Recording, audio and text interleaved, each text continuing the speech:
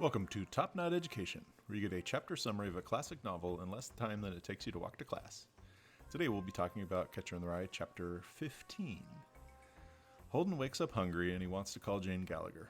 But subconsciously he needs to feel good about himself to call her, and he's definitely not there after getting beaten up by a pimp. Instead he calls someone less important, a girl named Sally Hayes. Sally's an old girlfriend who he's known for years. He points out that Sally's kind of dumb, but it took him a while to realize that because she knows a lot about movies and the theater. He also gets distracted because they kiss a lot, which he calls necking. Sally's maid answers the phone and we realize she's rich, just like Holden. After his disastrous dabbling among the poor with Sonny and Maurice, he's ready to go back to his people. He asks Sally on a date, which she accepts.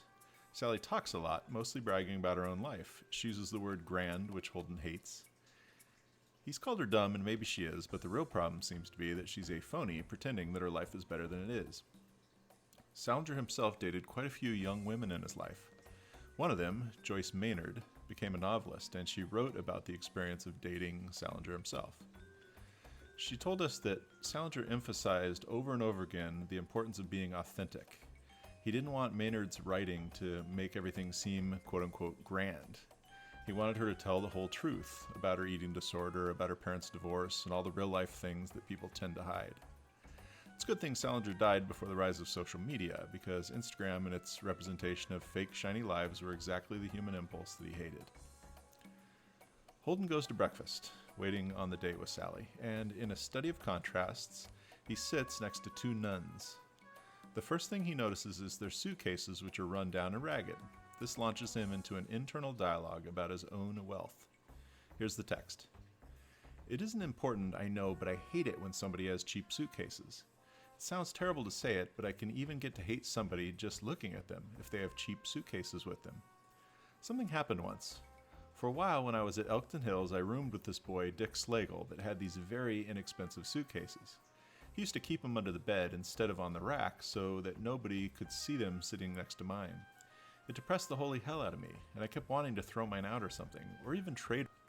Eventually he'll find his way to a different school, Pincy Prep, and a roommate that isn't poor, named Stradlater. This creates an interesting dynamic. Holden doesn't really care about his money. One gets the sense he really would switch suitcases with Slagle if it made Slagle happy. But since he has the money, it isolates him among the upper class, who he hates for their phoniness. Sally is definitely not his kind of person, neither is Stradlater, but people like Slagle and even Maurice don't welcome Holden, generally because they're jealous of what he has. After a while, Holden strikes up a conversation with the nuns. They're only eating toast and coffee, which depresses him because they're clearly poor. Then the theme shifts suddenly from socioeconomics to something a little less comfortable. Holden begins to think about how the nuns feel when they're reading sexy books, like Romeo and Juliet. And he starts to check the younger nun out. Here's the quote. She had a pretty nice smile when she looked at you. She had a big nose, and she had on those glasses with sort of iron rims that aren't too attractive. But she had a hell of a kind face. A little bit later, he points out that the nun reminds him of Ernest Morrow's mom, another inappropriate sexual interest. Quote, when she smiled mostly.